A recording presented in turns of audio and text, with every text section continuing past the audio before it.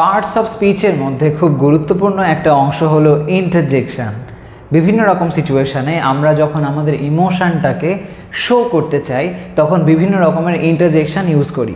এই ইন্টারজেকশনের সঠিক ব্যবহার যদি না জানো তাহলে লাইনগুলো কিন্তু সঠিকভাবে বললেও প্রপার ইন্টারজেকশন ইউজ না করার জন্য শুনতে হাস্যকর লাগতে পারে। তাই জন্য এটা খুবই গুরুত্বপূর্ণ, তোমরা ইন্টারজেকশনগুলো ভালো করে বুঝে নাও।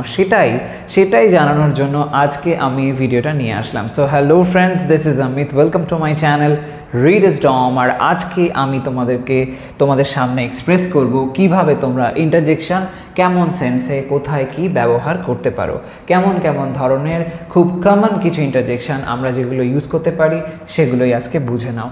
দেখো, প্রথম লাইনটা লক্ষ্য করো, কি বলা হচ্ছে? বাহ, এটা দারুণ দৃশ্য।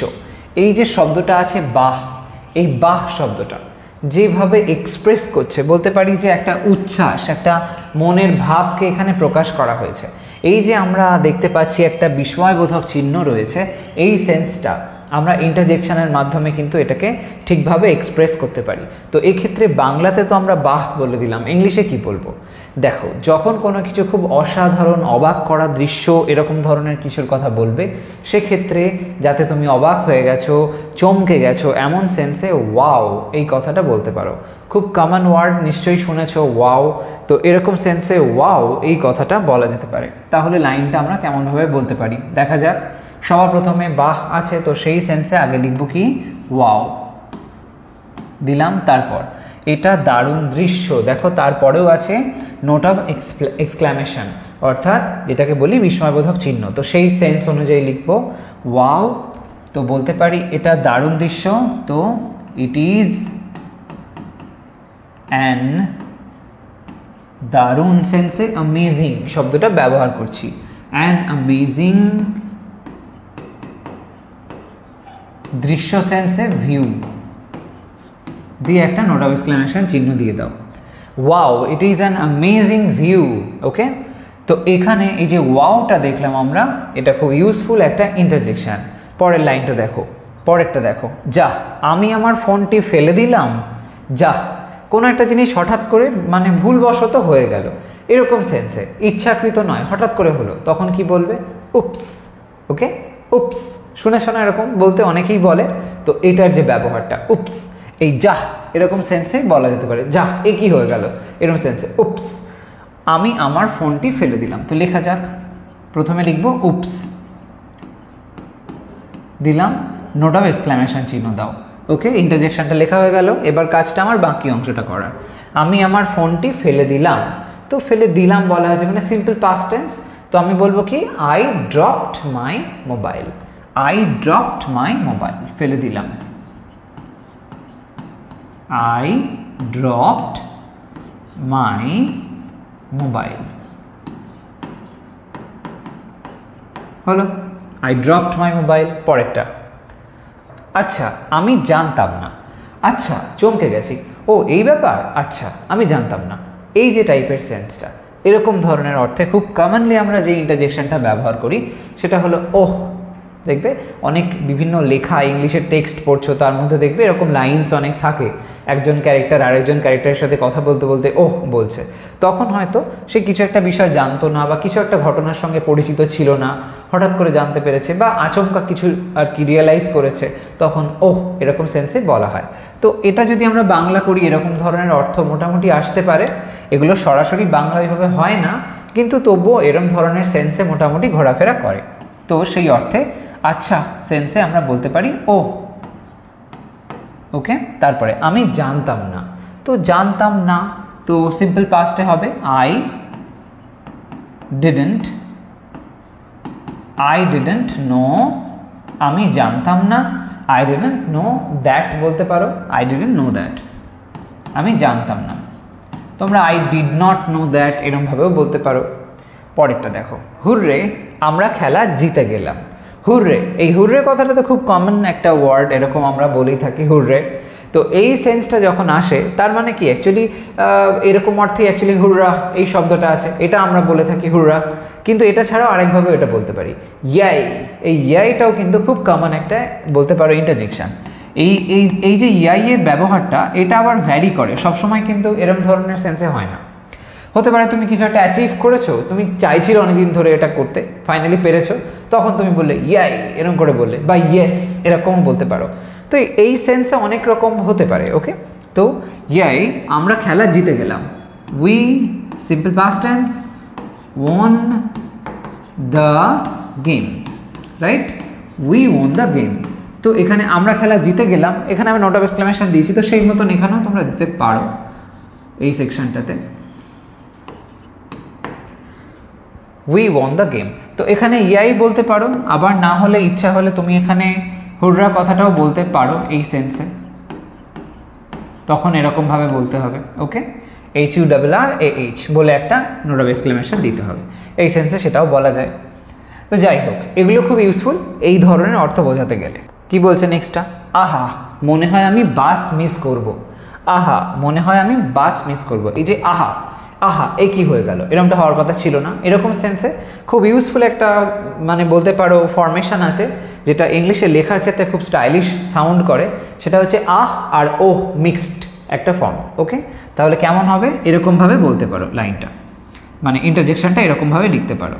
ইউ প্রথমে এইচ দেবে, URH, তারপরে একটা ড্যাশ দিতে হবে, দিয়ে মানে হাইফেন দিতে হবে, দিয়ে তারপর লিখতে হবে ওহ, আহ ওহ, এরকম একটা সেন্স। এর মানেটা হচ্ছে আহা, আহ ওহ মনে হয় আমি বাস মিস করব, আই থিঙ্ক মনে হয় আমি বাস মিস করব, I will miss the bus, I will miss the bus, simple future tense, I will miss the bus, হয়ে গেল। তাহলে এখানে দেখলাম আহ ওহ এটা একটা, এর আগে হলো ওহ, তার আগে হয়েছে উপস, আর একদম শুরুতে ওয়াও। পরেরটা দেখো, হ্যাঁ আমি ওটা বুঝলাম না, হ্যাঁ আমি ওটা বুঝলাম না, এটা একটু নোট অফ এক্সক্লেমেশনও বলতে পারো, আবার বলতে পারো জিজ্ঞাসা চিহ্নের ব্যাপারও আছে, এরকম একটা সেন্স। আমরা অনেক সময় কনফিউজ হয়ে যাই, কেউ আমাদের কিছু একটা বলে বুঝতে পারলাম না, চমকে গিয়ে বললাম হ্যাঁ আমি বুঝলাম না, এই যে সেন্সটা এই টাইপের অর্থে কি বলবে, তখন সেক্ষেত্রে ইয়েস তো বলতে পারছো না হ্যাঁ অর্থে, তখন কি বলা যায়, সেক্ষেত্রে খুব ইউজফুল যেটা সেটা হচ্ছে হাহ, হাহ HUH, ওকে হাহ, সেটা এখানে তোমরা ইউজ করতে পারো। তো হাহ এরম বললে তার মানে হ্যাঁ কি বললে তুমি, এটা বুঝতে পারলাম না, তো এই যে সেন্সটা আসছে। তো তারপরে আমি ওটা বুঝলাম না বলতে পারো, I didn't catch that, I didn't catch that, তুমি কি বললে, আমি তো ওটা বুঝতে পারলাম না, তোমার কনসেপ্টটা আমার মাথায় আসলো না, তো আই ডিডন্ট ক্যাচ দ্যাট। আবার বলো, রিকোয়েস্ট করতে পারো, সো এরকম অর্থে এই যে হাহ বললাম এই অর্থে ইউজ করতে পারো। পরেরটা, হে আমার জন্য অপেক্ষা করো, কাউকে তুমি চিৎকার দিয়ে বলছো হে আমার জন্য অপেক্ষা করো, কি বলবে, সিম্পলি হে বলে দাও। ওকে হে, তো সেটা এখানে চলে যাবে, লেখা যাক হে, কাউকে তুমি চিৎকার দিয়ে ডাকছো, হে আমার জন্য অপেক্ষা করো, wait for me, wait for me.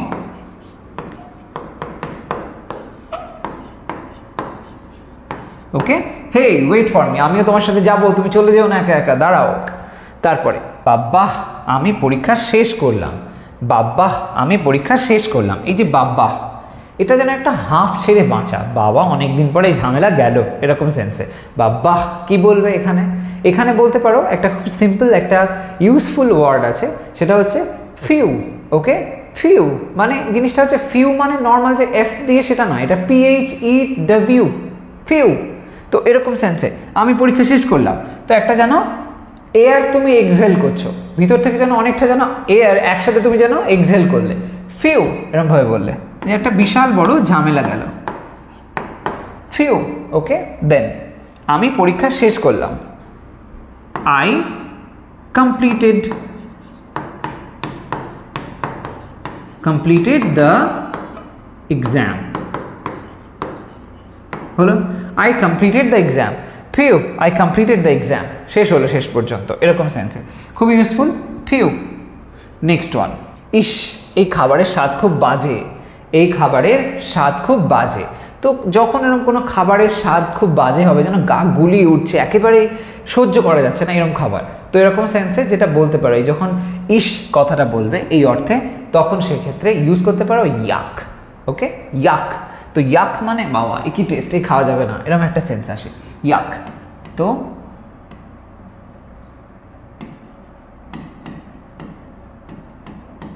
ইয়াক বললাম, তারপরে এই খাবারের স্বাদ খুব বাজে।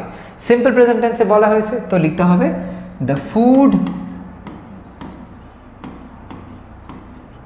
টেস্টস, দ্য ফুড টেস্টস কি খুব বাজে, সো ব্যাড এরকমভাবে বলতে পারি, the food tastes so bad. হলো, the food tastes so bad, yuck, the food tastes so bad. Next ওয়ানটা এসো, yuck। নেক্সট ওয়ানটা কি বলছে তাহলে, না আমি সে সম্পর্কে নিশ্চিত না, না আমি সে সম্পর্কে নিশ্চিত না। এরকম সেন্সে যেটাকে তোমরা, যে শব্দটাকে তোমরা ব্যবহার করতে পারো ইন্টারজেকশন ইউজ, মানে ইন্টারজেকশনটা প্রপার হবে, তাহলে সেটা হচ্ছে নপ। মডার্ন ডেজে নপ এর ব্যবহার খুব শুরু হয়েছে, তো সেটা তুমি বলতেই পারো। এখানে নপ বললে, নপ মানে না, নপ আমি সে সম্পর্কে নিশ্চিত না, আই এম নট, নিশ্চিত না মানে আমি হই না, আই এম নট নিশ্চিত না, sure, I am not sure about that, I am not sure about সে সম্পর্কে, তো about that, okay, about that হলো। তাহলে এখানে পেলাম নপ। পরেরটা আফসোস, আমরা ম্যাচ হারলাম, আফসোস আমরা ম্যাচ হারলাম, এরকম আফসোস করা, হাই করা, এরকম সেন্সগুলোতে যখন কিছু একটা হারিয়েছো, কোনো জিনিসে হয়তো একটা হিউজ লস হয়ে গেল, এরকম সেন্সে ব্যবহার করতে পারো আলাস, ওকে, আলাস। তো সেটা আমরা এখানে বলবো আলাস। আমরা ম্যাচ হারলাম, we lost the match, simple past tense, we lost the match, we lost the match, alas। তারপরেরটা বাহ বাহ, তুমি খুব ভালো কাজ করেছো। এই যে বলা হচ্ছে বাহ বাহ, এরকম বাহ বাহ সেন্সে কি বলবে, বলতে পারো ব্রাভো, ব্রাভো, সেটা এখানে একদম অ্যাপ্রোপ্রিয়েটলি অ্যাডজাস্ট হয়ে যাবে। তো লেখা যাক ব্রাভো, ব্রাভো, ব্রাভো তুমি খুব ভালো কাজ করেছো, খেয়েছো, গিয়েছো, করেছো মানে প্রেজেন্ট পারফেক্ট টেন্স। তো লিখবো bravo you have, you have done,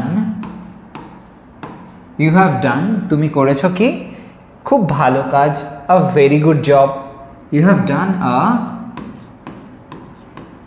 very good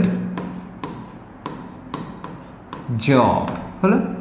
Bravo you have done a very good job, বা bravo you have done a great job, এরকমও বলতে পারো, ওকে। তো এখানে দেখলাম ব্রাভো এটার ব্যবহার হতে। পরেরটা এখন আমি বুঝতে পারছি। অ্যাকচুয়ালি এখানে যেটা লিখেছি এটা এরকম ধরনের সেন্সে আমরা বলি না অনেক সময়, যেরকম এই জন্য এটা হয়েছে, এরকম যে টানটা দিলাম আমি, এরকম সেন্সে যখন এরকম ধরনের দেখবে কোনো এক্সপ্রেশন তুমি দিচ্ছ, সেরম লাইনে যখন তুমি আবার ওটাকে চেঞ্জ করতে যাবে কনফিউজ হবে না, খুব সহজ এটাকে করতে পারো। এরকম ধরনের যখন টান আসবে সেক্ষেত্রে এটার ব্যবহারও করা যেতে পারে। তো সেই সেন্সে আমরা লাইনটাকে এরকমভাবে বলতে পারি, এখন আমি বুঝতে পারছি, এখন আমি বুঝতে পারছি, নাও এখন, now I can understand that, now I can. আচ্ছা, আন্ডারস্ট্যান্ড না বলে আমরা গেটও ব্যবহার করতে পারি, get, now I can get it, now I can get it, okay, এখন আমি বুঝতে পারছি, এরকম সেন্সে। পরেরটা, আরে তুমি চকলেট পছন্দ করো না, এই যে প্রশ্ন করা হলো লাইনটা, এখানে বলা হচ্ছে আরে, এই যে আরেক সেন্সটা এরকমভাবে কি বলা যায়, এই সেন্সে বলতে পারো ওকে, আরে কি ব্যাপার, তুমি চকলেট পছন্দ করো না, এরকম টাইপের একটা টোনে আমরা যখন বলি, তো সেই সেন্সে আরে অর্থে ব্যবহার করো নোট অফ এক্সক্লামেশন দিলাম, তুমি চকলেট পছন্দ করো না, এটা অ্যাসার্টিভ ফরম্যাটে লিখে আমরা কোয়েশ্চেন মার্ক দিতে পারি, এটা একটু ইনফর্মাল সেন্স হয়ে যাবে। যদিও রিটেন ইংলিশে লিখলে প্রপারলি ওটা হবে না, সেক্ষেত্রে প্রপার ফরম্যাট অনুযায়ী গেলে আমাদেরকে কোয়েশ্চেনের যে ফরম্যাট, কোয়েশ্চেন ফ্রেম যেভাবে করতে হয় সেটা ফলো করতে হবে। কিন্তু এখানে আমরা নর্মালি লাইনটা লিখি ক্যাজুয়াল ওয়েতে, তুমি চকলেট পছন্দ করো না, সো লেখা যাক ইউ ডোন্ট লাইক চকলেট, বলে একটা জিজ্ঞাসা চিহ্ন, এরমভাবে বলতে পারো। আবার যদি প্রপার কনস্ট্রাকশন মেনটেন করে করতে চাও তাহলে এরমভাবে বলতে হবে, ডোন্ট ইউ লাইক চকলেট, তুমি কি পছন্দ করো না, এই অর্থটা আসবে। যাই হোক, পরেরটা দেখো, এ তো এতে ব্যথা হয়, এতে ব্যথা হয়, মানে এটা বেশ ব্যথা লেগেছে খুব, এরকম একটা সেন্সে। তো ব্যথা লাগার অর্থ আসলে তখন সেক্ষেত্রে আউচ এইটাকে বলতে পারো। কেউ কোথাও পিঞ্চ করেছে, জোরে লেগেছে, আউচ। বা কোনো জায়গায় হয়তো ব্যথা ছিল অলরেডি, সেটাই আঘাত লেগেছে ভুলবশত কিছু, বা অ্যাক্সিডেন্টালি লেগে গেছে, তখন আউচ এরকমভাবে সেন্সটা। যদিও ব্যথা লাগলে তখন প্রপারলি কি বলবে আর মাথায় থাকে না, কেই তখন গ্রামারের ধার ধরছে, চিৎকার তো দিয়েই দিতে হয়। এনিওয়ে, স্টিল লাইনটা যদি বলতে চাও এরকম প্রসেসে, তখন অর্থে বলবে আউচ ইংলিশে। ওকে, আউচ। তারপরে এতে ব্যথা হয়, এটা একটা সিম্পল প্রেজেন্ট টেন্সে লাইন বলা হয়েছে, তো সেই সেন্সে it hurts, ouch, it hurts. তারপরে ওরে বাবা, এটা সত্যিই ভীতিকর, ওরে বাবা, ভয় পেয়ে গেছে, খুব সাংঘাতিক একটা কিছু ব্যাপার, তো চমকে গিয়ে বলছে ওরে বাবা এ কি। তো এই যে সেন্সটা, এটা হয়তো মুভি হতে পারে, হরর ফিল্ম দেখেছো, সেই হরর ফিল্ম নিয়ে তুমি বলছো ওরে বাবা, এরকম একটা ব্যাপার। তো এটা খুবই মানে একটা কমন সেন্স, আমরা ইউজ করে থাকি কমন এই ফিলিংটা শেয়ার করার জন্য এরকম ধরনের কথা। তো সেক্ষেত্রে বলতে পারো ইয়াইক্স, এই ওয়ার্ডটা। ওকে, ইয়াইক্স। এই ইয়াইক্স শব্দটা তোমরা দেখে থাকবে, অনেক ইমোজি আছে যেখানে দেখা যায় হয়তো একটা কার্টুন ফিগারকে দেখানো হচ্ছে যার চুল খাড়া হয়ে গেছে ভয়ে, এবং পাশে লেখা ইয়াইক্স, এরকম একটা ব্যাপার। তো এই সেন্সে ওরে বাবা, তো তখন বলতে পারো এইটা। তো ইয়াইক্স বলার পরে এটা সত্যিই ভীতিকর, তো ইট ইজ রিয়েলি স্ক্যারি হলো, ইট ইজ রিয়েলি স্ক্যারি। তো এখানে ইয়াইক্স যেটা, এটার ব্যবহার করা হলো। এর আগে দেখলাম আউচ, তার আগে তার আগে আছে তো এরকমভাবে সব খুব ইম্পর্ট্যান্ট, খুবই ক্যাজুয়াল বাট ভেরি পাওয়ারফুল কিছু আর কি ইন্টারজেকশন আমি তোমাদের বলে দিলাম, এগুলো ইউজ করো দৈনন্দিন জীবনে, লাইন বানাতে এগুলো খুব হেল্প করতে পারে। তো সময় সুযোগ পেলে এরকম ধরনের লাইন্স অবশ্যই বলবে। আর হ্যাঁ, নিজেরা অলরেডি কিছু না কিছু লাইন বানাতে থাকো, কোথাও কোনো কনফিউশন থাকলে কমেন্ট সেকশন আমাকে জানিও। আজকের ভিডিও এই পর্যন্তই থাকছে, এটাকে লাইক করো, শেয়ার করো সমস্ত ফ্রেন্ডসের মধ্যে। আর চ্যানেলটা এখনও সাবস্ক্রাইব না করে থাকলে ডেফিনেটলি করে নাও, কারণ এমন ধরনের ইনফরমেটিভ ভিডিওস তোমরা আমার চ্যানেল থেকে পেতেই থাকবে। আজ তবে আসি, সবাই ভালো থাকো, সুস্থ থাকো, বাই।